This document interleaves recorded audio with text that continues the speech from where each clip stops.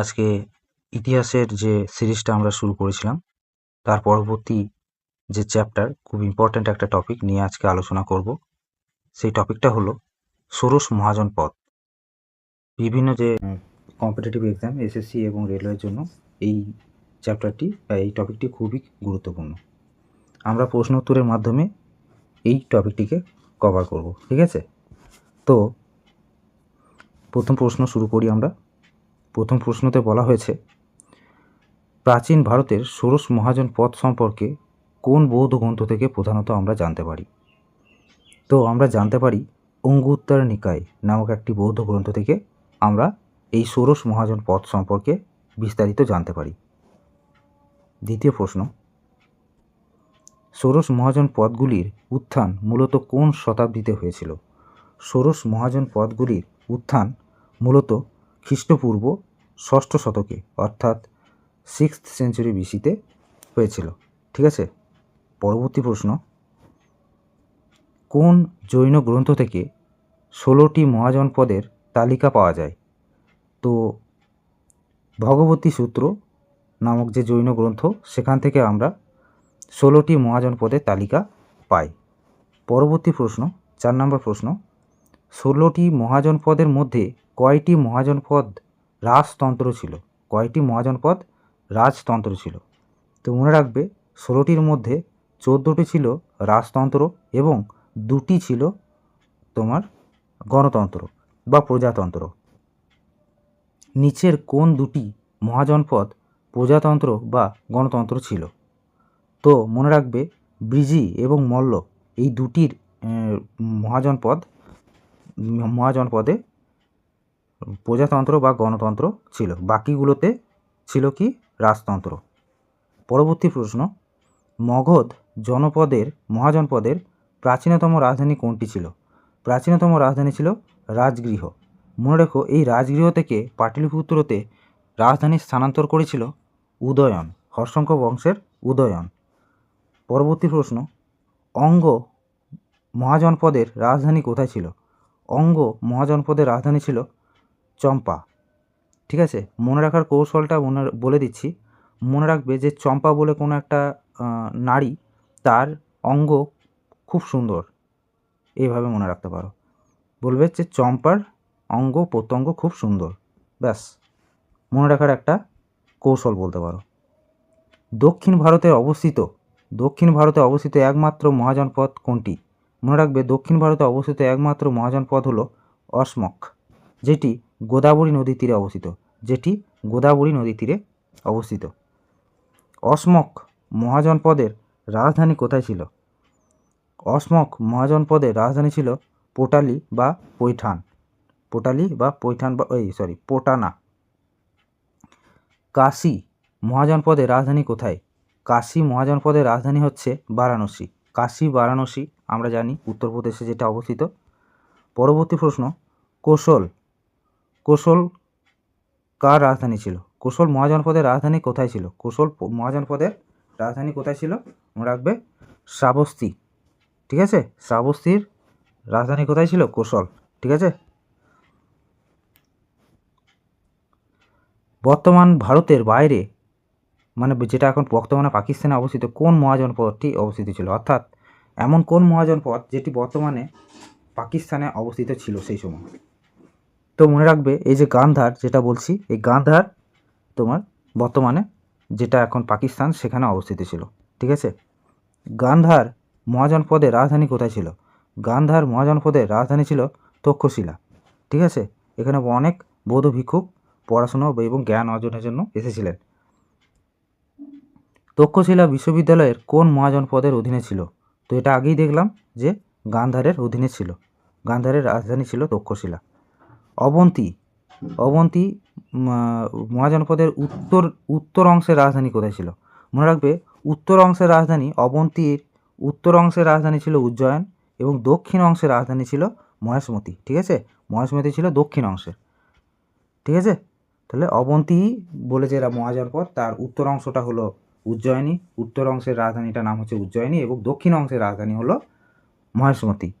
বৎস মহাজনপদের রাজধানী কোনটি? বৎস মহাজনপদের রাজধানী হলো কোশাম্বী। ঠিক আছে, এটা এইভাবে আমি মনে রাখি। কোনো একজন সাধু বাবা সে কোনো একটা পথিককে ডেকে বলল, খুব দুস্থ কোনো একজন পথিককে ডেকে বলল, বৎস এ নাও মোসাম্বি খাও। আমরা মোসাম্বি থেকে কোশাম্বি মনে রাখতে পারি। পরবর্তী, কুরু মহাজনপদের রাজধানী কোথায় ছিল? দেখো এই যে রাজধানীগুলো তোমাদের পরীক্ষাতে আসে, সেই জন্যই প্রত্যেকটা রাজধানী আমাদের মনে রাখতে হবে। তো কুরু রাজধানী ছিল কি? ইন্দ্রপ্রস্থ। বর্তমানে যেটা দিল্লি, সেই দিল্লি হচ্ছে পুরনো নাম ছিল ইন্দ্রপ্রস্থ, যেটা কুরু রাজধানী ছিল। ঠিক আছে, পরবর্তী প্রশ্ন, মৎস্য মহাজনপদের রাজধানী কোথায় ছিল? বিরাটনগর। মনে রাখবে, বিরাট কোহলি মৎস্য খেতে ভালোবাসে, মাছ খেতে ভালোবাসে, এভাবে মনে রাখতে পারো। ঠিক আছে, মৎস্য কোথায়? মৎস্যের রাজধানী হচ্ছে, মৎস্য নামক মহাজনপদের রাজধানী হলো বিরাটনগর। পরবর্তী প্রশ্ন, সুরসেন মহাজনপদের রাজধানী কোথায় ছিল? মথুরা।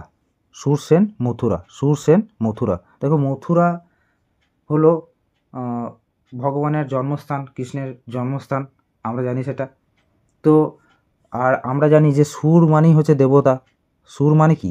দেবতা। তো আমরা জানি অসুর যেমন দেবতার বিপরীত, সেরকম সুর মানে হচ্ছে দেবতা, তাই তো?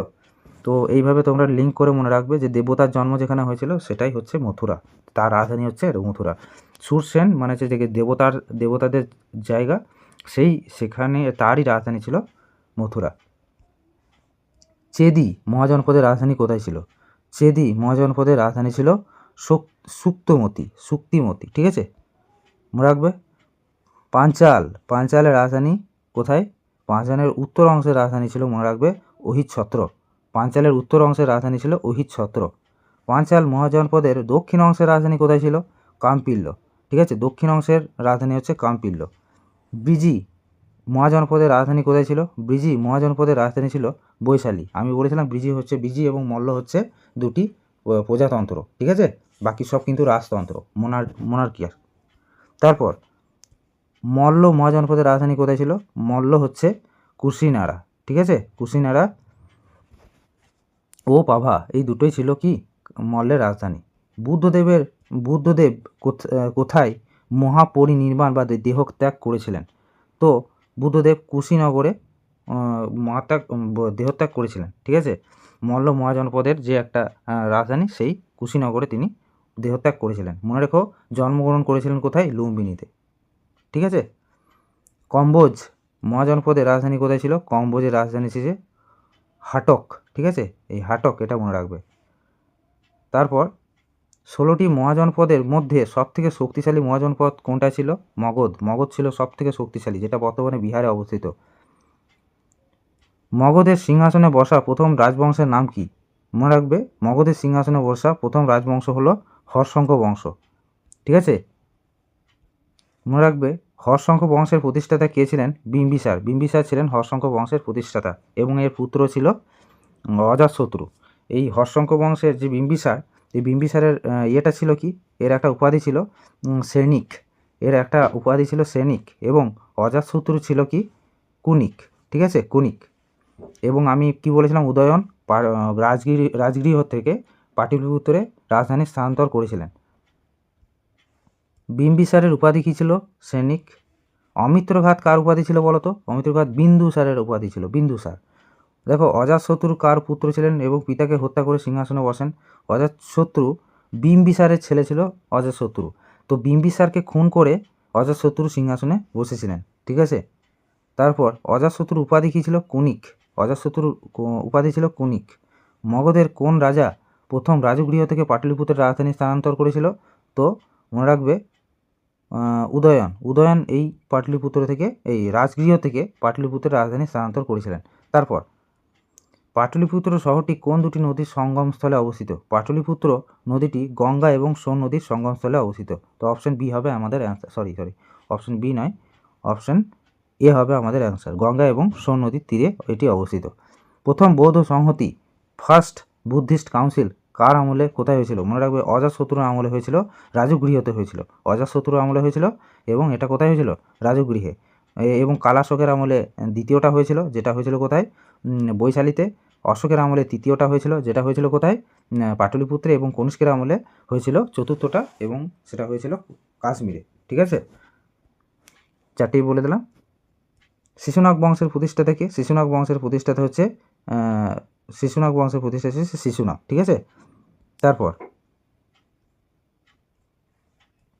শিশুনাগ কাকে পরাজিত করে অবন্তী মহাজনপদকে মগধের অন্তর্ভুক্ত করেছিল? তো মনে রাখবে, প্রদ্যোৎ, অবন্তী রাজা প্রদ্যোৎকে হত্যা করেছিল এবং হত্যা করে সে সেই অবন্তীটাকে কি করেছিল, মগধের সাথে অ্যাটাচ করে নিয়েছিল। কে করেছিল? এই শিশুনাগ করেছিল। তারপরে দ্বিতীয় বৌদ্ধ সংহতি কোথায় হয়েছিল? দ্বিতীয় বৌদ্ধ সংহতি হয়েছিল কালাশোকের আমলে। কোথায় হয়েছিল? বৈশালীতে। তারপর নন্দ বংশের প্রতিষ্ঠাতা কে ছিলেন? নন্দ বংশের প্রতিষ্ঠাতা ছিলেন মহাপদ্মনন্দ, ঠিক আছে, মহাপদ্মনন্দ। ভারতের প্রথম ঐতিহাসিক সম্রাট, এটা খুব ইম্পর্টেন্ট, মনে রেখো। ভারতের প্রথম ঐতিহাসিক সম্রাট কাকে বলা হয়? তো এটা মনে রেখো যে মহাপদ্মনন্দকে এটা বলা হয়, ঠিক আছে। ভারতের প্রথম ঐতিহাসিক সম্রাট কাকে? ক্ষত্রান্তক কাকে বলা হয়? সকল ক্ষত্রিয়দের বিনাশকারী কাকে বলা হয়ে থাকে? খুব ইম্পর্টেন্ট প্রশ্ন, এটা হচ্ছে মহাপদ্মনন্দকে এটা বলা হয়ে থাকে, ঠিক আছে। তারপর নন্দ বংশের শেষ রাজা কে? নন্দ বংশের শেষ রাজা হচ্ছে ধননন্দ, যাকে পরাজিত করে চন্দ্রগুপ্ত মৌর্য বংশ প্রতিষ্ঠা করেছিলেন। আলেকজান্ডার যখন ভারতে আক্রমণ করেন তখন মগধের সিংহাসনে কে ছিলেন? তখন সেই সময় ছিল ধননন্দ ছিল, কিন্তু সেই ধননন্দকে পরাজিত করেছিল কে? চন্দ্রগুপ্ত মৌর্য। কার সাহায্য নিয়ে? এই আলেকজান্ডারের সাহায্য নিয়ে, ঠিক আছে। আলেকজান্ডার ও পুরুর মধ্যে বিখ্যাত হিদাসপাসের যুদ্ধ কোন নদীর তীরে হয়েছিল? মনে রাখবে, আলেকজান্ডার এবং পুরুর মধ্যে যে বিখ্যাত হিদাসপাসের যুদ্ধ যেটা হয়েছিল সেটা হয়েছিল ঝিলাম নদীর তীরে। অ্যাকচুয়ালি এই ঝিলাম নদী বা ইয়েকেই হিদাসপাস বলতো গ্রিকরা, ঠিক আছে। গ্রিকরা তাদের বইয়ে এটা হিদাসপাস নদী নাম লিখে রেখেছে এটাকে, সেই জন্য এটাকে হিদাসপাসের যুদ্ধ বলা হয়ে থাকে। পরবর্তী প্রশ্ন, আলেকজান্ডার ঘোড়ার নাম কী ছিল? আলেকজান্ডারের ঘোড়ার নাম ছিল বিউসিফেলাস। কী নাম ছিল? বিউসিফেলাস। ইম্পর্টেন্ট নয়, অতটা মনে না রাখলেও চলবে।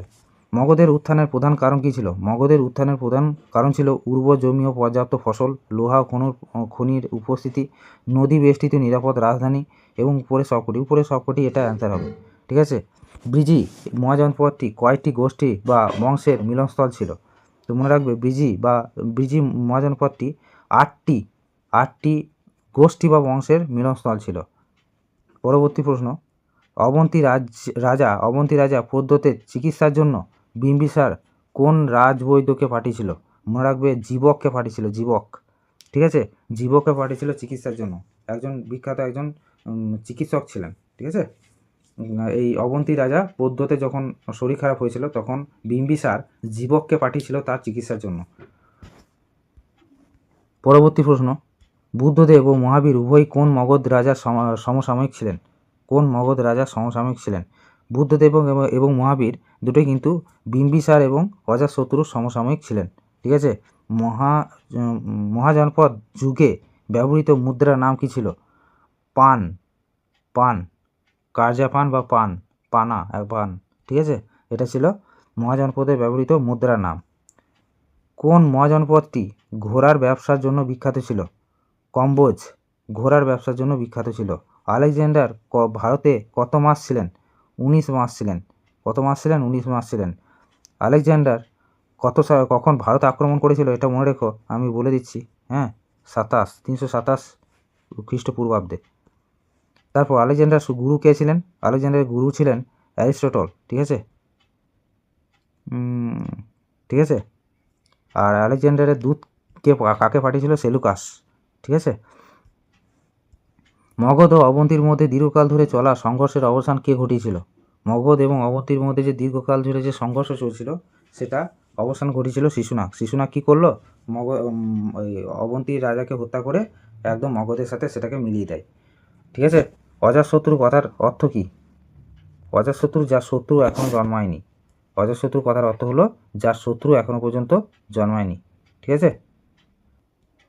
প্রাচীন ভারতের কোন রাজা স্থায়ী সেনাবাহিনী বা স্ট্যান্ডিং আর্মি গড়ে তুলেছিলেন?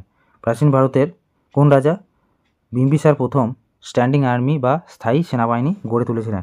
ব্রিজি। তারপর দেখো, ব্রিজি মহাজনপদের জয়ের জন্য অজাতশত্রু কোন দুটি নতুন মারণাস্ত্র ব্যবহার করেছিলেন? তোমরা রাখবে, রথমূষল এবং মহিশিলাকণ্টক, ঠিক আছে। মহশিলাকণ্টক, রথমূষল এবং মহশিলাকণ্টক এই দুটি মারণাস্ত্র ব্যবহার করেছিলেন ব্রিজি মহাজনপদ জয়ের জন্য। তারপর দ্বিতীয় পরশুরাম উপাধি কার ছিল বলো দেখি? দ্বিতীয় পরশুরাম উপাধি ছিল মহাপদ্মনন্দ। ঠিক আছে। তারপর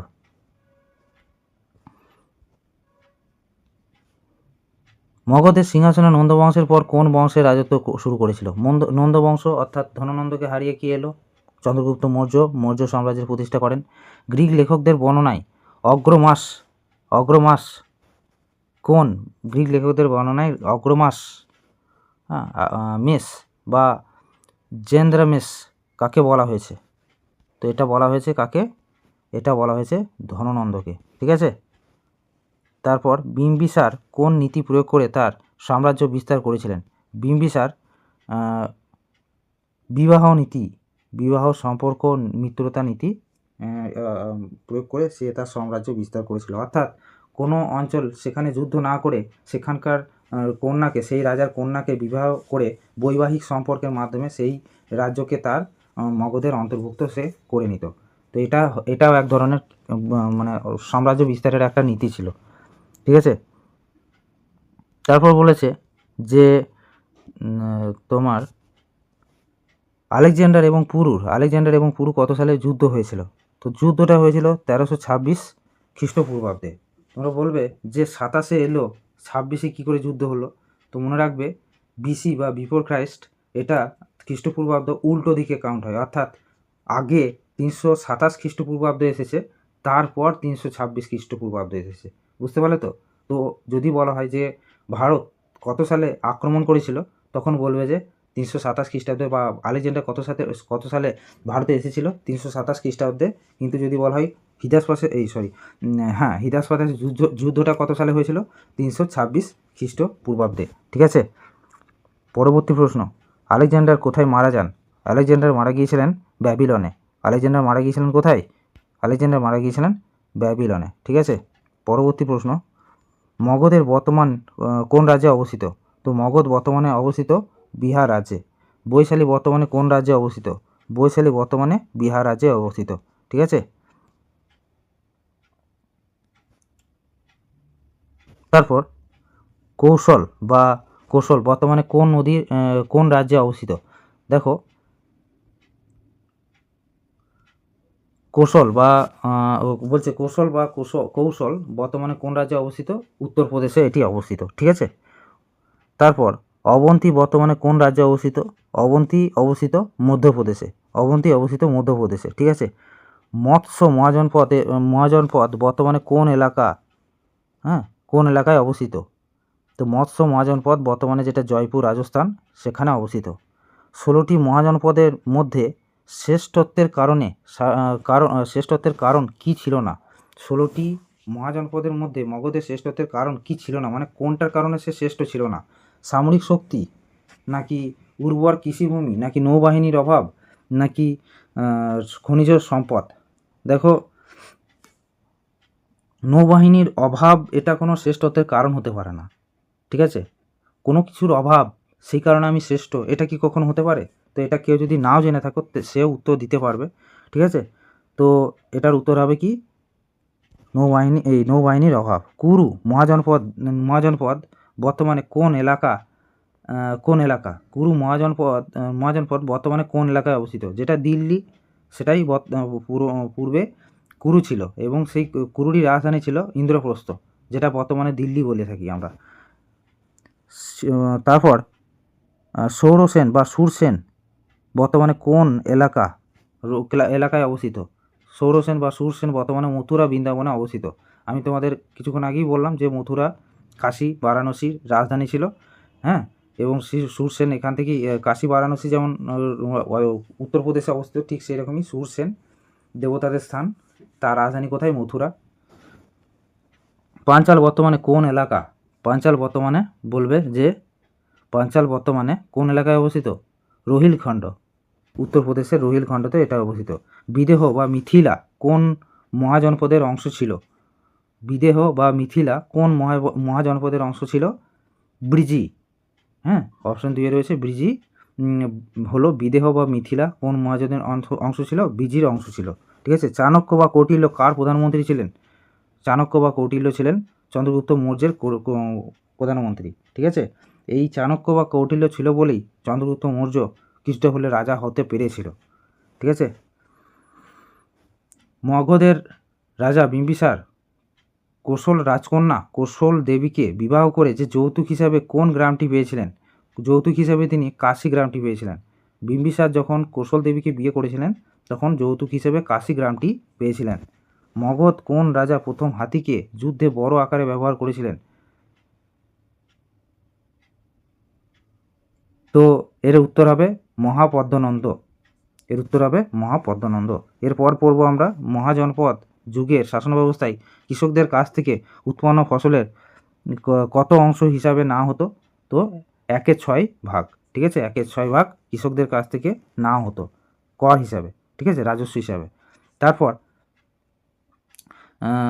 16টি মহাজনপদের ধারণা মূলত কোন নদীর উপত্যকাকে কেন্দ্র করে গড়ে উঠেছিল?